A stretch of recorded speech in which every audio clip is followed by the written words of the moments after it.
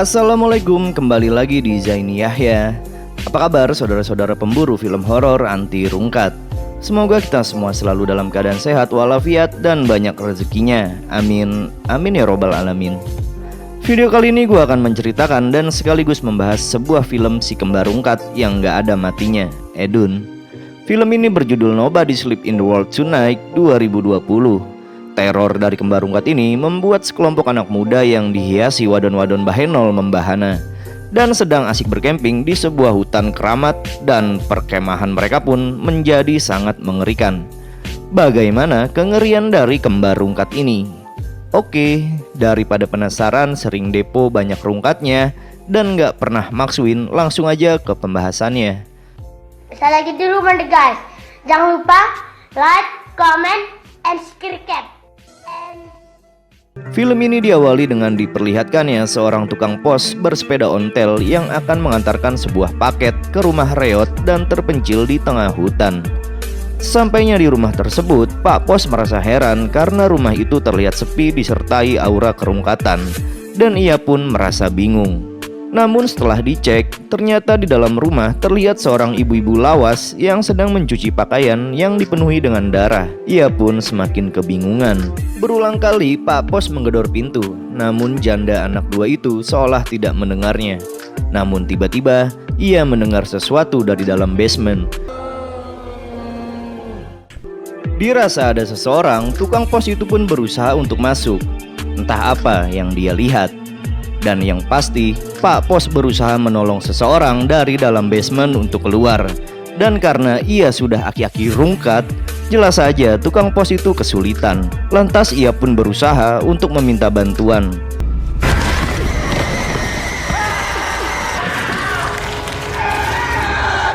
Rupanya orang tersebut malah menariknya ke dalam basement dan menyiksanya.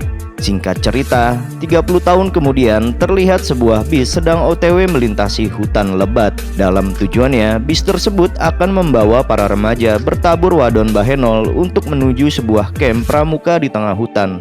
Beberapa jam berlalu, bis itu pun akhirnya sampai di camp tersebut, di mana camp itu bertujuan untuk merehabilitasi para anak muda yang kecanduan dan ketempelan gadget hingga rungkat, sehingga mereka mengidap sindrom medsos akut. Ketika berada di sana, seorang pengurus camp menyuruh mereka untuk mengumpulkan semua gadget yang mereka bawa. Terlihat mereka pun tidak senang dengan peraturan tersebut, karena bagi mereka HP adalah mustika ajaib yang sudah menjadi belahan jiwa dan tak bisa dipisahkan meski kerungkatan menyerang. Itulah sebabnya para orang tua mengirim mereka ke camp agar segera insyaf. Kemudian seorang kepala camp mengatakan bahwa mereka akan menjalani perkemahan selama 1 minggu di hutan, agar para remaja ini bisa berbaur menyatu dengan alam dan terbebas dari kecanduan gadget.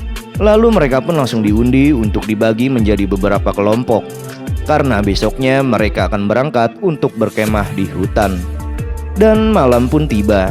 Di tengah keceriaan malam, terlihat seorang wadon berambut pirang mulai menebar pesona kepada beberapa lelaki di sana. Karena wadon seksi ini menganggap banyak pria, berarti banyak pula kesempatan untuk berwisata ngemprut. Sementara itu, seorang wadon yang bernama Josia terlihat sedang asik sendiri. Alasannya tak lain karena ia kepikiran keluarganya yang sudah meninggal karena kecelakaan saat sedang selfie di dalam mobil. Ah, ngadi-ngadi aja. Kemudian kita kembali ke rumah reot di tengah hutan. Setelah 30 tahun berlalu, di dalam rumah tersebut terlihat emak-emak rungkat yang akan memberikan makan sosok aneh di dalam basement. Karena sudah tua, emak-emak itu pun kesulitan saat akan memberikan bagong hasil buruannya. Emak-emak itu pun oleng. Lalu sosok aneh di dalam basement kini mendapatkan daging tambahan yang alot untuk dimakan. Akhirnya si emak-emak itu pun menjadi santapan. Dan karena si emak udah menjadi santapan, mereka pun bebas berkeliaran.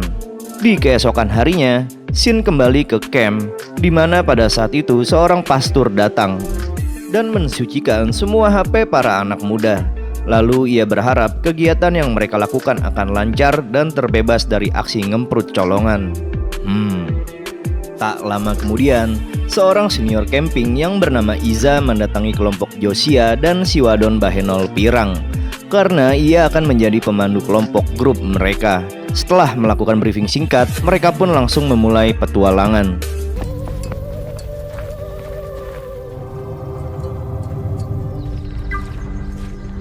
Di tengah perjalanan, Daniel yang berada di belakang si Wadon Pirang Bahenol terlihat engas dengan keindahan knalpot bullet racing milik si Wadon Bahenol. Tanpa terasa, semakin jauh memasuki hutan, lalu seorang yang bernama Julek tiba-tiba pengen beser.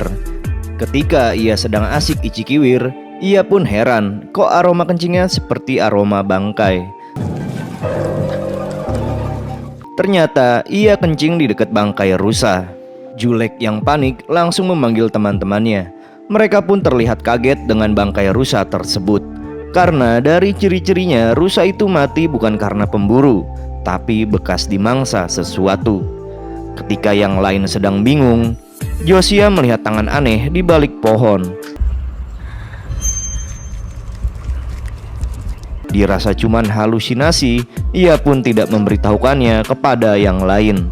Setelah beberapa saat, mereka pun melanjutkan kembali perjalanan. Karena hari sudah mulai sore, mereka pun akhirnya mendirikan tenda di tengah perjalanan. Sementara tujuan mereka masih 3 hari perjalanan.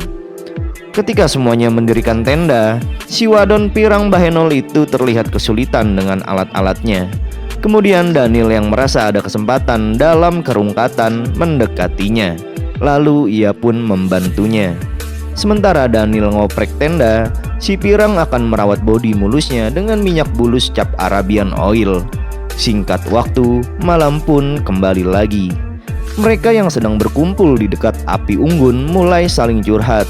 Kenapa alasan mereka mengikuti camp pelatihan ini, di mana kebanyakan alasan mereka ingin sembuh dari kecanduan joget-joget tringe di TikTok dan kecanduan game MOBA Ento. Sungguh sangat kronis nan rungkat. Karena malam sudah larut, kegiatan tersebut tidak berlangsung lama. Mereka pun akhirnya leyeh-leyeh. Namun beda halnya dengan Daniel. Ia lebih memilih untuk menikmati malam di tepi danau. Suasana pun semakin indah saat dia smoking santai dengan lintingan udut bako cap Zeus rungkat. Kemudian nasib Daniel semakin hoki ketika si Pirang Wadon Bahenol berlevel mythical glory datang menemui dirinya. Lalu si Pirang minta udut kesukaan Daniel. Setelah menikmati mantapnya bakau cap Zeus, si Wadon Bahenol langsung merasakan getaran-getaran hasrat aneh bergelora di sekujur onderdilnya. Lalu tanpa basa-basi, ia menunjukkan balon bergerigi andalan Wadon Bahenol kepada Daniel yang belum pernah ngemprut sekalipun. Daniel pun gugup setengah rungkat. Setelah itu ia pun langsung menunjukkan analog mitiknya. Daniel pun langsung juntai tak berdaya. Dan pada akhirnya pengasahan padang rungkat pun terjadi di pinggir danau.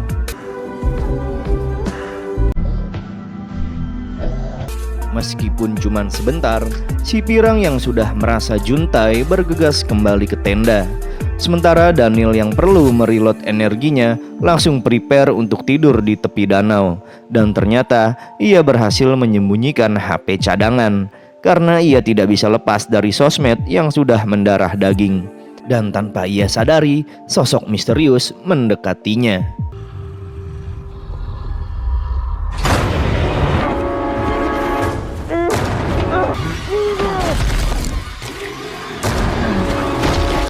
Si makhluk rungkat pun menggebokkan Daniel ke batang pohon dengan membabi buta, hingga akhirnya Daniel pun rungkat di dalam sleeping bag-nya.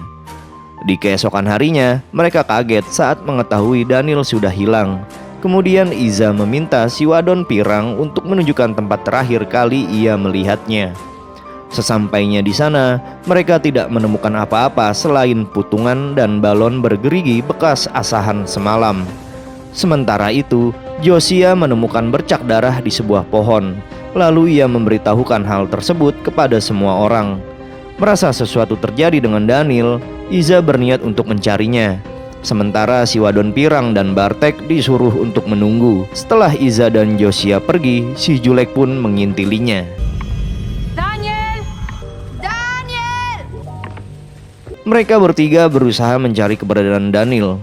Tak berapa jauh dari danau, mereka melihat sebuah rumah yang kita tahu sebagai rumah si makhluk rungkat. Mereka yang tidak tahu apa-apa hanya mengira itu rumah warga biasa yang sedang rungkat karena kebanyakan main slot. Lalu mereka berusaha mencari Daniel. Karena terlihat sepi, mereka pun nyelonong masuk ke dalam rumah tersebut. Ketika berada di dalam rumah, mereka mendengar suara aneh dari dalam basement.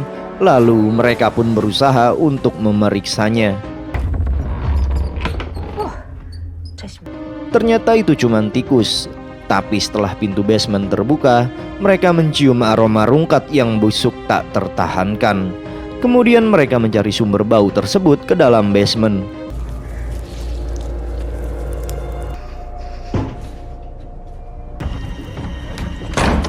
Tanpa diduga, makhluk rungkat bongsor pun pulang ke rumahnya. Julek pun panik serungkat-rungkatnya. Betapa kagetnya mereka saat melihat Daniel sudah menjadi mayat mengenaskan.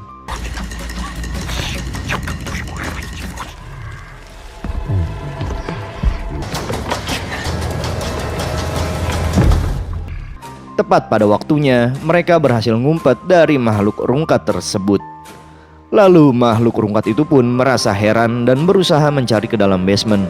Di saat itu juga mereka bergegas melarikan diri lewat pintu.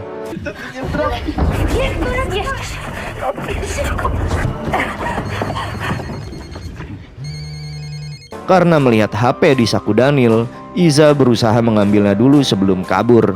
Tapi karena makhluk rungkat sudah berada di basement, ia pun berusaha melawannya hanya untuk sebuah HP.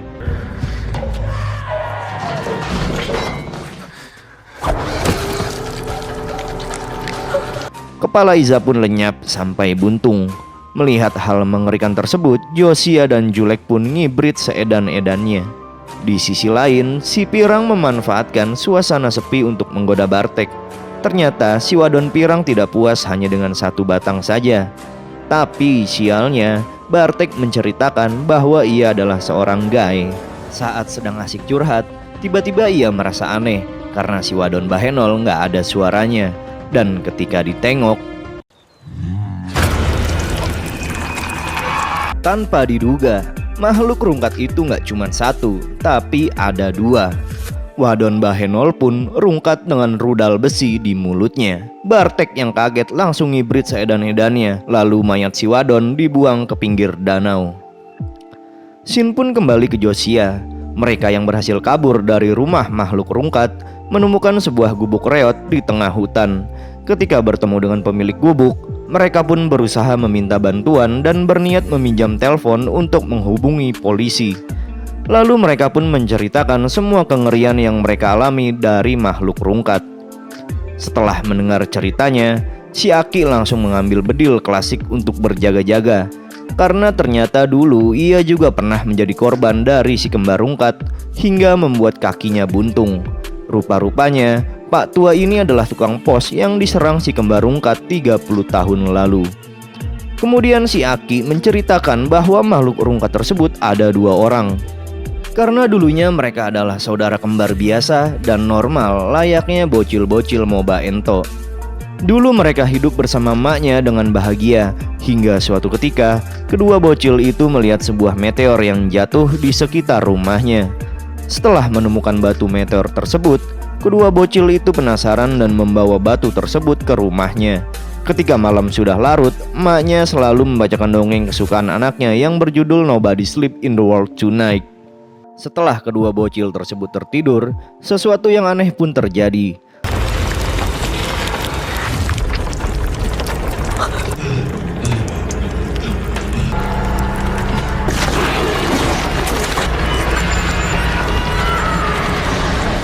Ternyata batu meteor yang mengeluarkan cairan hitam mengkontaminasi bocil-bocil tersebut layaknya zombie.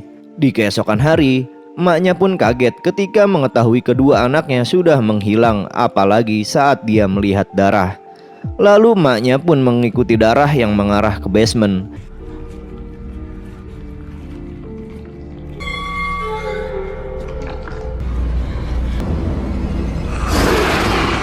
Betapa kagetnya si emak saat melihat buah hatinya menjadi aneh dan mukbang daging anjing mereka.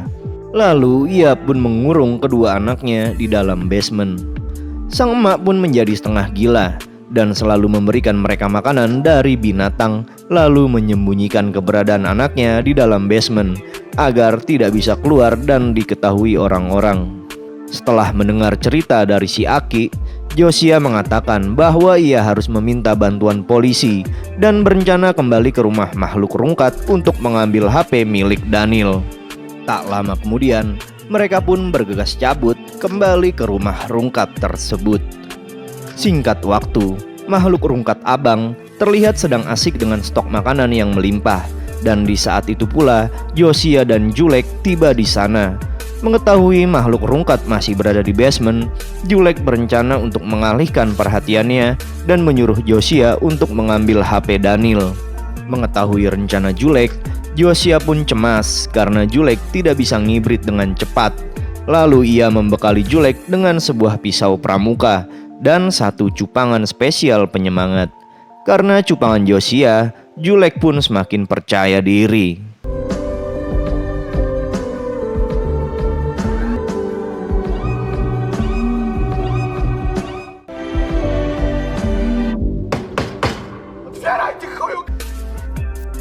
Mendengar suara berisik tersebut, makhluk rungkat abang langsung mendatangi Julek. Sementara itu Josia bergegas mengambil HP milik Daniel.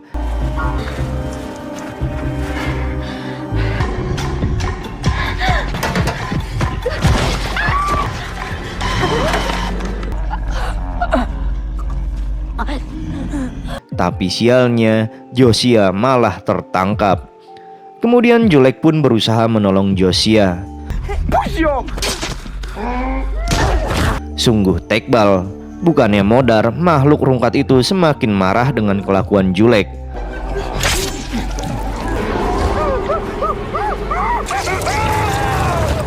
Dengan teknik cupangan, makhluk rungkat itu menarik lidah Julek. Singkat cerita, Josia dan Julek ditahan di basement. Josia yang baru sadar pun kaget melihat kondisi Julek yang sudah ripuh. Ia tidak menyangka cupangan tadi malah membuat Julek apes. Lalu Josia berusaha menghubungi polisi dengan HP yang sudah ia dapatkan. Rungkat sungguh rungkat, HP iPhone merdekanya malah mati karena lowbat. Lalu daripada hidup tersiksa dan gak punya lidah, Julek meminta Josia untuk membunuhnya. Jelas saja, Josia pun kaget mendengarnya. Josia pun kasihan melihat penderitaan Julek yang dipenuhi dengan luka. Dengan berat hati, Josia memberanikan diri untuk melakukan fatality. Akhirnya si Julek pun mati. Sementara itu kedua kembar rungkat itu sudah berkumpul. Ketika mengobati luka tusuk si makhluk rungkat adik, makhluk rungkat abang pun bergegas untuk berburu daging segar lagi dengan kampak balmonnya. Kembali ke Josia, dalam keadaan masih bersedih, ia pun berusaha melepaskan rantai di kakinya. Akhirnya dengan sebuah pisau pramuka, Josia berhasil membuka gembok itu. Lalu ia berusaha untuk membalas kelakuan si kembar rungkat yang kini berada di kamarnya dengan sebuah kapak simbat yang dia temukan. Melihat kembar rungkat yang sedang tidur, dengan perlahan Josia mendekatinya yang sudah terluka.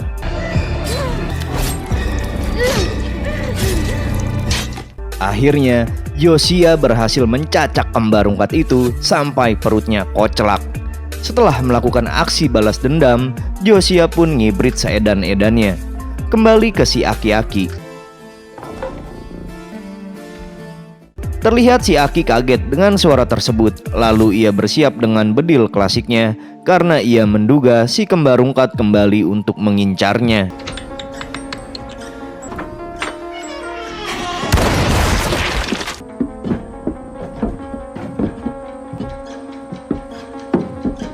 Sial sungguh sial, si Aki salah sangka. Ia pun shock saat melihat Bartek modar oleh tembakannya.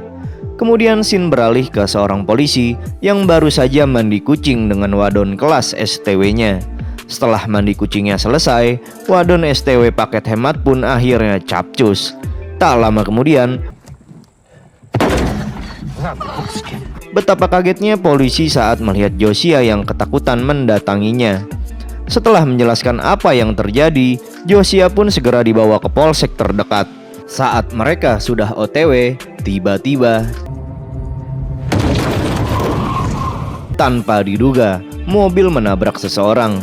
Kemudian Pak Polisi pun berusaha melihat keadaan orang tersebut. Sementara itu, Josia yang mengetahui itu adalah si kembar rungkat. Josia pun berusaha memberitahu polisi.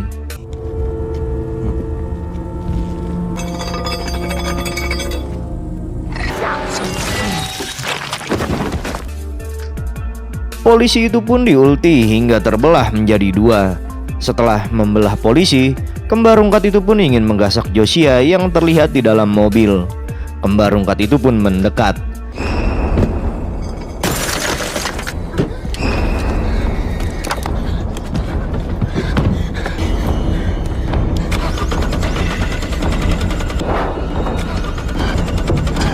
Sialnya, mobil malah susah menyala.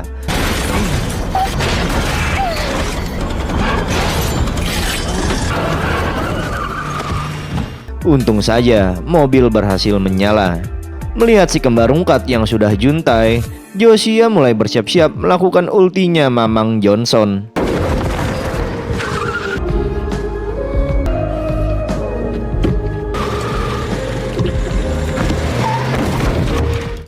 Dirasa sudah mati, Josia pun bergegas pergi menuju polsek terdekat. Josia pun menangis haru karena sudah terbebas dari kembar rungkat itu. Singkat cerita, malam pun tiba lagi. Terlihat dua pria sedang kobam di jalanan hutan.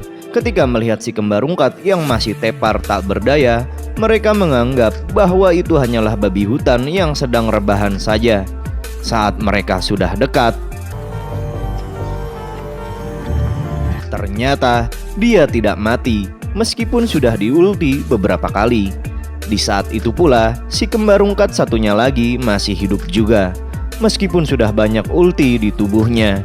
Lalu ia siap membantai para polisi yang baru tiba di rumahnya. Film pun selesai. Terima kasih buat yang sudah menonton, dan jangan lupa like, komen, dan subscribe agar gue semakin semangat dan gak mudah rungkat. Wassalam.